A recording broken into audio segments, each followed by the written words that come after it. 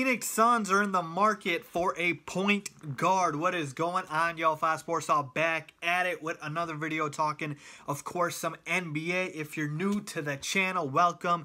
Make sure to go ahead and hit that big subscribe button down below. Turn on my post notifications because you're not going to want to miss out when I bring and post new videos. With that being said, you guys see the topic for today.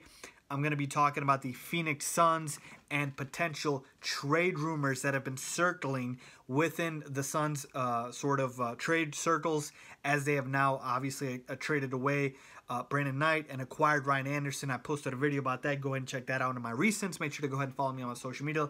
Links down below for that. With that being said, let's get started. So this is a report that comes from Arizona Sports 98.7, so a local source from the Arizona area, about the Suns looking to trade for a point guard, and in particular they have looked to acquire three guys in particular they have made inquiries about. One is Damian Lillard, another is Rozier, and the third is Kemba Walker. Wow, so the Suns are swinging for the fences. They are trying to get an established star point guard next to Devin Booker, their shooting guard, who is right now projected as their starting point guard, and he shouldn't be playing the point. He should be playing the two, but that's what you have when you don't let go of Tyler Ulis, you trade away Brandon Knight, and you really don't have a point guard on the roster. So I'm here to break down this rumor and talk about the possibility of these three guys. What would they possibly cost? Is it even feasible? Will it happen? And who the Suns should realistically look to target? So you take a look at the potential trade options for the Phoenix Suns, and you take a look at a guy like a Damian Lillard, who is of course in this report. And quite frankly, I think this is the least likely to happen. First of all, he's going to be the most expensive. You're going to have to include one of your, or if not two of your core players. We're talking about Devin Booker, Josh Jackson, DeAndre Ayton, and to me, that is the holy triangle, holy trinity, whatever you want to call it, of the Phoenix Suns. Basically, those are the three guys. If I was running the Phoenix Suns, if I was their general manager, their GM, those are the three guys I am saying are virtually untouchable.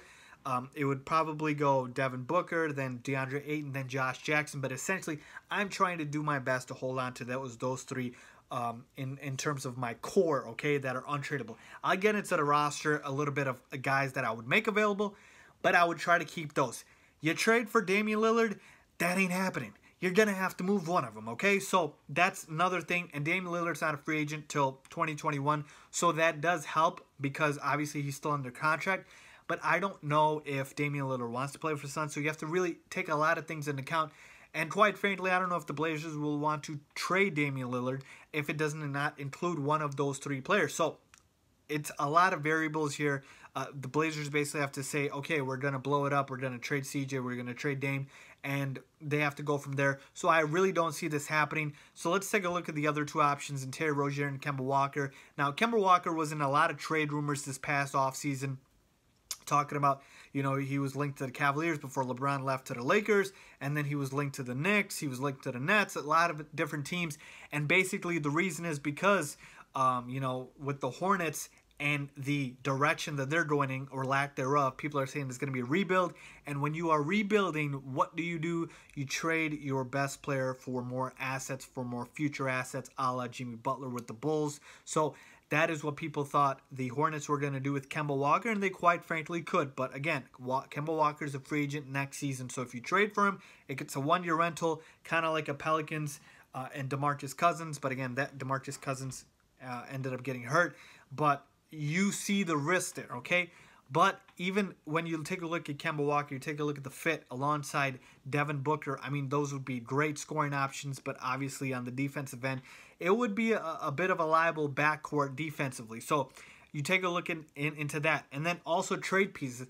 I do think Kemba is much, much more realistic than a Damian Lillard. I think it's going to cost you definitely probably 2 first-round picks, and it's going to cost you another player. So you take a look at the Suns roster, and honestly, the players that the Suns have that are of value and really help match the salary. So it's really hard when you have very young guys who are on rookie contracts, because obviously they're young players, but also their salaries are not going to be much. So you need some players whose salaries are going to help you match. So you take a look at a guy like TJ Warren, who's making about $11 million. definitely I would put him on the table. Tyson Chandler, though he's washed up, he's still making about, what, 13 million, something like that. Michael Bridges, the rookie that they drafted this year, I like the kid, but again, if you're looking to acquire one of these, you got to give up something, okay? So he might be on the table. Dragan Bender might be on the table. They're power forward from overseas. So you have a lot of moving parts that you can utilize, but it's not as much as I would have thought. So for a Kemba Walker, it would definitely be based around draft picks, and then maybe a young player like a Dragan Bender, like a TJ Warren, and go from there. Similarly, with Terry Rozier, it would be the same thing. Now, with Boston, they're in a different predicament. One, because Kyrie Irving's a free agent next year, too, and Terry Rozier is a free agent next year. So if Kyrie bounces, they're going to want to sign Terry Rozier.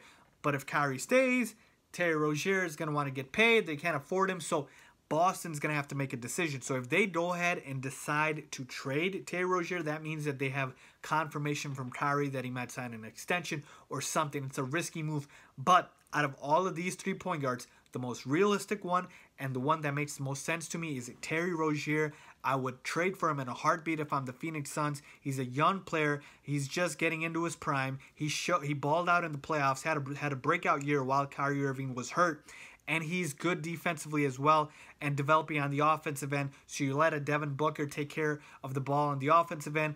You have Terry Rozier, who's a very solid defensive point guard. And you have a good mix now in your backcourt, okay? So Terry Rozier, to me, is the perfect fit for the Suns. I'd love for them to trade for him. Boston is probably going to want a 1 first-round pick for sure. Maybe if you throw in 2... Maybe if you throw in a Bender, a TJ Warren, but again, they have a lot of forwards, so again, they might not want that either. So there is a lot of moving parts here. You might want to get a third team involved, but if I'm the Phoenix Suns, I am looking to trade for Terry Rozier out of all of these players. I mean, obviously, Damian Lillard and Kemba are better players, but I'm talking about projecting out for the future and what is best for your team. So there you have it, folks. This is what I would do if I was the Phoenix Suns, if I'm looking for a point guard. Ultimately, what do I think happens? They're probably going to have to settle for somebody else.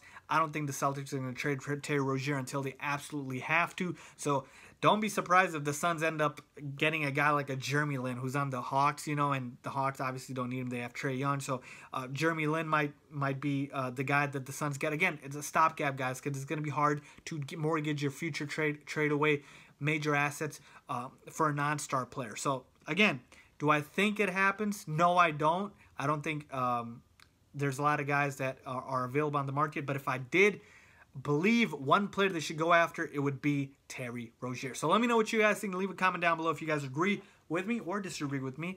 Either way is fine. Make sure to subscribe. Make sure to subscribe. Make sure to hit me up on my social media. And thanks for watching.